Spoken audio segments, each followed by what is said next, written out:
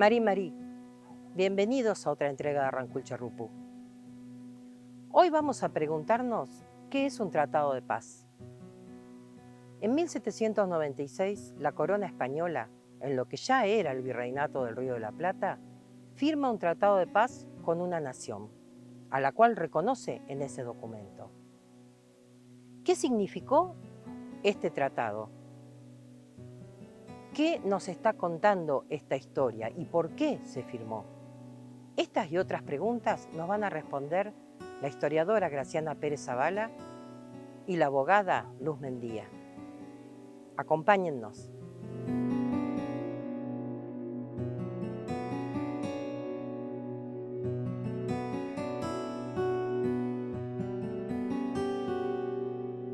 María Luz, ya que lo has puesto en tu tesis y has estado investigando sobre el tema, sabrás que los ranqueles tienen muchos tratados de paz firmados, primero con la corona española y luego con la nación argentina.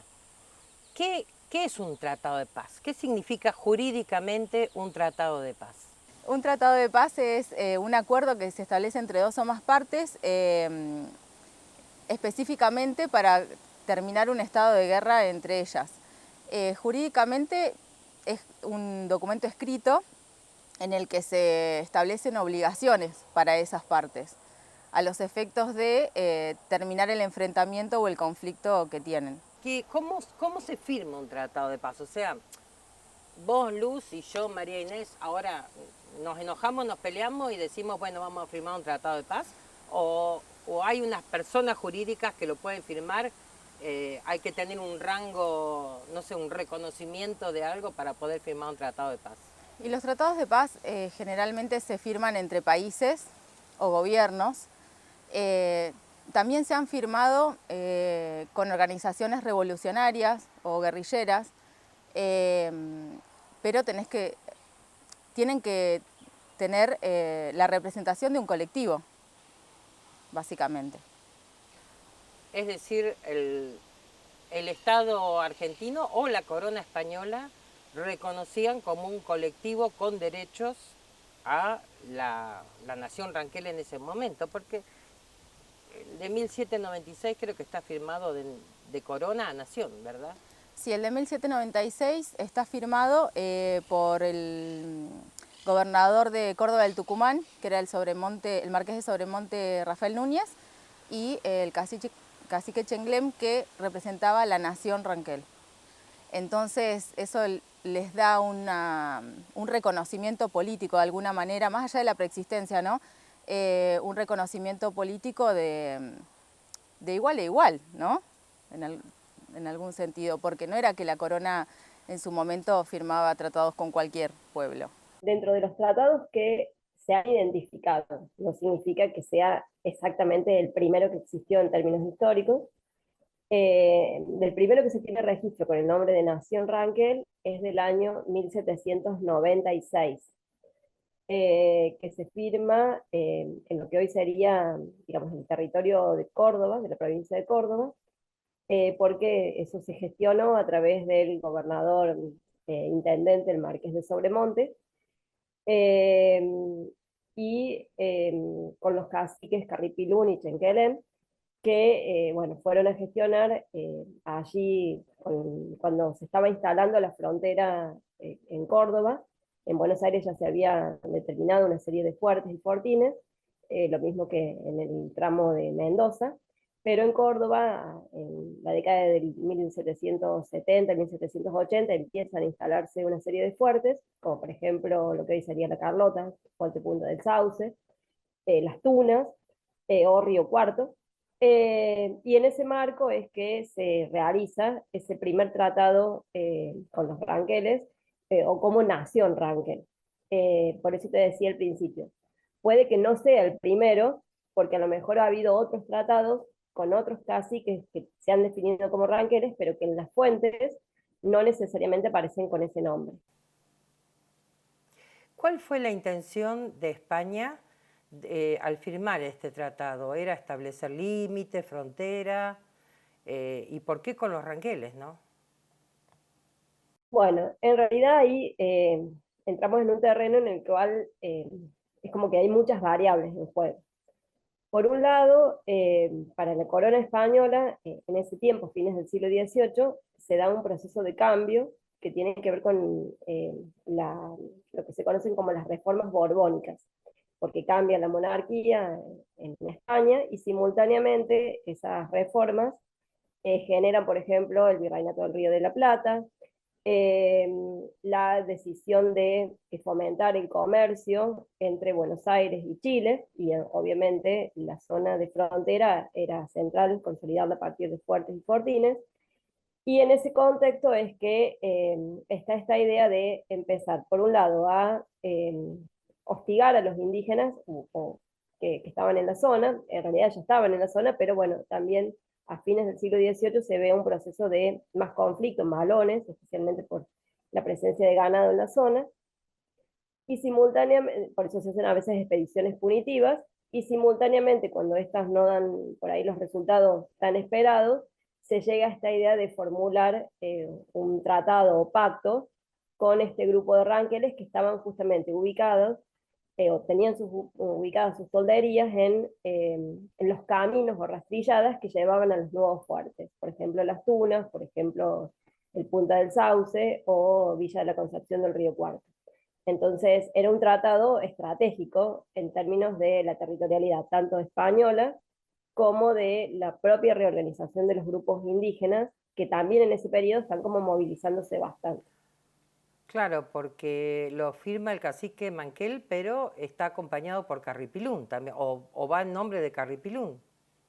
Claro, en realidad son 20 caciques que lo terminan ratificando, pero los que lo encabezan son los caciques Chanquelén y Carripilum, que ellos son los que por ahí impulsan las negociaciones eh, a través de comisionados en las Tunas y en el fuerte Punta del Sauce, incluso enviando a sus hijos como parte de la negociación en calidad de rehenes, que es una práctica típica de la colonia que después se va a extender un poco más durante el periodo republicano. ¿Te recordás un poco cuáles eran las cosas, el acuerdo que establecía ese tratado? A grandes rasgos, ¿eh? Bien, bueno, ese tratado establecía, entre otras cuestiones, la devolución de cautivos por bueno, los malones previos de los ranqueles.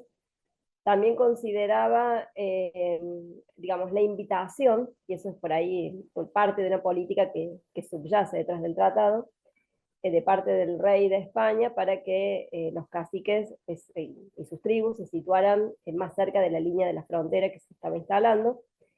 Eso formaba parte de una política general que era como instalar indígenas en los fuertes para que así funcionaran como un, entre comillas, colchón para los indígenas que no estaban en pacto con la corona. O sea, eso lo habían aplicado con los pehuenches en Mendoza. Entonces, bueno, esa era una de las cuestiones centrales del tratado. Pero simultáneamente, detrás de ese tratado también está la idea de que no se puede maloquear, pero que simultáneamente no, las expediciones punitivas no van a ingresar en territorio indígena, y cuestiones que tienen que ver con, digamos, eso sería no explícito en las cláusulas, pero sí cuando uno ve el contexto, el reconocimiento de la nación Ranquel como un nuevo agente político en las Pampas, porque hasta ese entonces las negociaciones siempre se habían dado con los grupos que pactaban con el Cabildo de Buenos Aires o a través de los pactos que se venían haciendo en Mendoza o en el Fuerte San Carlos, especialmente a través del comandante Amigorena. Entonces, si uno lo ve en la geopolítica del momento, la frontera cordobesa y especialmente los ranqueles que están en Mamol Mapu toman un rol relevante dentro de lo que es la dinámica imperial de entonces. Ya queda establecido el camino real con ese tratado, ¿no? Sería el límite, porque el camino real Claro. en realidad va hacia el Potosí. Es como que, a ver, lo que interesaba en todo caso era consolidar un camino que fuera desde Buenos Aires hasta Mendoza, por un tránsito en el que, bueno, las carretas pudieran ir sin demasiada hostilidad a partir de los malones. Yo creo que la importancia de ese tratado viene dada porque Bueno, por el contexto, porque es contemporáneo a la delimitación territorial del río Cuarto, porque se establece también, la preexistencia se reconoce en ese tratado de la nación Ranquel en estas tierras, y fue el primero que se firmó de una sucesión de tratados que se van a firmar después, que son alrededor de 10, y ese acuerdo se respeta casi por un siglo. Por lo cual entiendo que es súper importante. Es como la punta de lanza, digamos, del resto. Claro. Y firmado con la corona española, es decir, antes que existiera el Estado argentino. Sí, firmado con los representantes de la corona, que bueno, en este caso, como te decía, era Rafael Núñez. Ajá. La autoridad designada, digamos, para firmarlo. Ese tratado, aparte, establecía un límite, una frontera de donde decían, acá estamos nosotros y allá están ustedes, ¿no? Claro, lo que se establece ahí es que los indios van a estar a la vera del río Quinto, que no se pueden mudar si no avisan a la colonia. Este aviso se iba a dar a través del fuerte de la Carlota, habían establecido ese lugar para las comunicaciones, y iban a tener que llevar una insignia de plata para que fueran reconocidos como amigos de la colonia. ¿Como un pase? Algo así, sí, como un pasaporte. Sí. La importancia también que tiene es que en ese momento, me parece darle destacarlo porque convivían dos tipos de derechos, digamos, el derecho positivo, que era el que venía de la doctrina española, que era un derecho escrito, con el consuetudinario, que era el que reglaba en ese momento a la nación Ranquel, en este caso, que era el de la voz, el de la palabra. Ese tratado, hubo un intérprete, aparentemente, que fue Bengolea, que era una española que tenían cautiva los ranqueles. Y bueno, también surge la duda si efectivamente se plasmaba en el texto todo lo que se hablaba y se negociaba y finalmente se acordaba. Porque yo he leído muchos comentarios de juristas y de historiadores que estudiaron los tratados y que dicen que una cosa era el Parlamento, lo que se transcribía de lo que se hablaba, ¿no?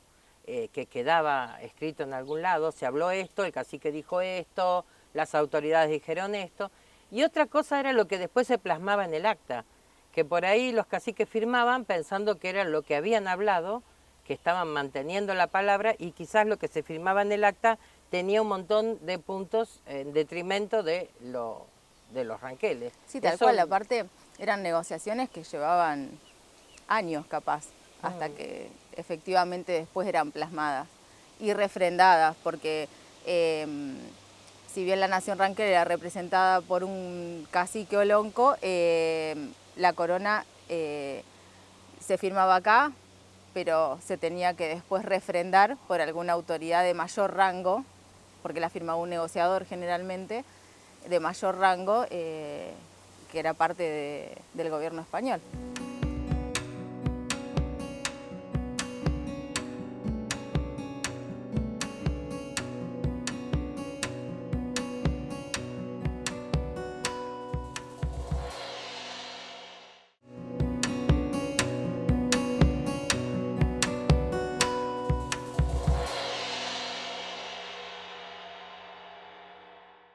Cuando después viene el proceso de la independencia en 1810, y entonces en ese contexto es que en 1815 y 1818 los dos gobernadores de Córdoba hacen una rectificación de ese tratado firmado en tiempos del Marqués de Sobremonte. En realidad, esas rectificaciones del 15 y el 18, bueno, ya no van a ser con todos los caciques que habían firmado antes, pero sí se indica que son los sucesores, ya Carripilón para esa época había muerto. Y simultáneamente es como que se mantienen esta idea de los compromisos tomados en el siglo XVIII. ¿Cuáles son esos compromisos? No maloquear, no invadir las tonterías, mantener la territorialidad, pero sí se agrega uno nuevo que tiene que ver con el contexto político del momento, que son las guerras entre españoles o realistas e independentistas, que es el de que los caciques no van a tomar partido por los realistas, o específicamente no van a recibir a los soldados vayan como refugiados o desertores del ejército independentista hacia las tonterías. Esa sería una cosa que se incorpora en esta rectificación. ¿Eso sería ya el Tratado de 1819 o los anteriores?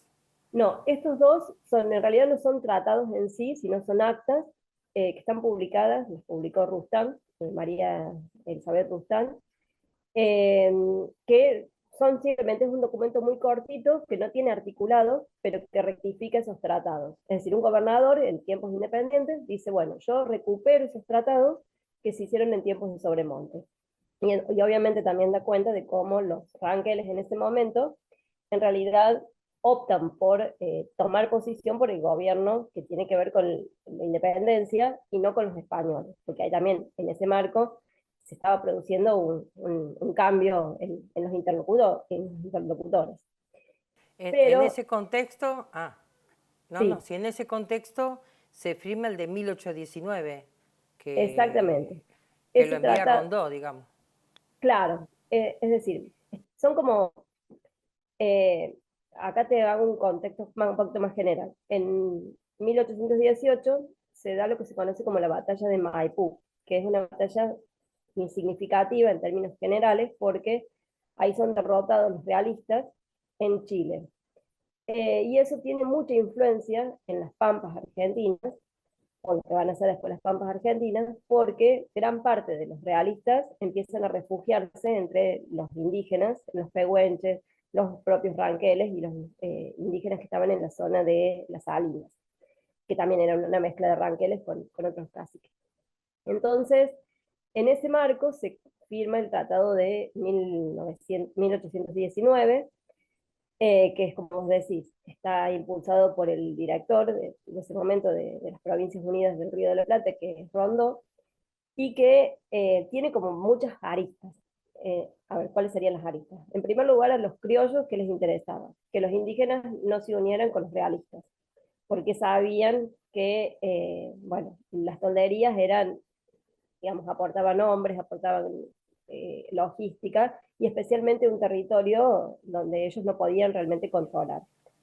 Claro, porque Entonces, bueno, aparte era un territorio tan grande, con rastrilladas y todo, que si los ranqueles se hubieran aliado con los realistas, es como que tenían el paso directo a Buenos Aires, casi casi, ¿no? exactamente. Bueno, que ese fue uno de los Mm. proyectos impulsado por los hermanos Pincheiras. Hay una historiadora del Comahue, que es Carla Manara, que justamente ha trabajado como ese grupo, ese núcleo de realistas, perduró bastantes años en la región y tuvo mucha influencia entre los pehuenches, pero también entre los ranqueles, que bueno, tampoco actuaban unificados en ese periodo.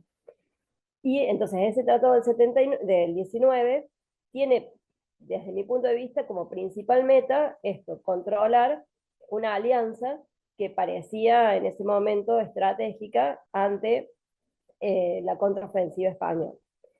Pero por otro lado también hay otra cuestión que es el interés de buena parte de los ganaderos bonaerenses de correr las fronteras de la zona de Buenos Aires más hacia lo que sería el oeste, es decir, correr las guardias o los fuertes de Luján, Rojas, Salto, hacia la parte occidental del río Salado, más cerca Claro, de lo que hoy eso sería queda, Azul, Ranchos, sí, Tandil, eso por esa zona. queda bien especificado en el tratado cuando los representantes del gobierno, en este caso creo que era Chiclana, les pide pasar los fuertes del otro lado del río Salado, en la margen occidental sería.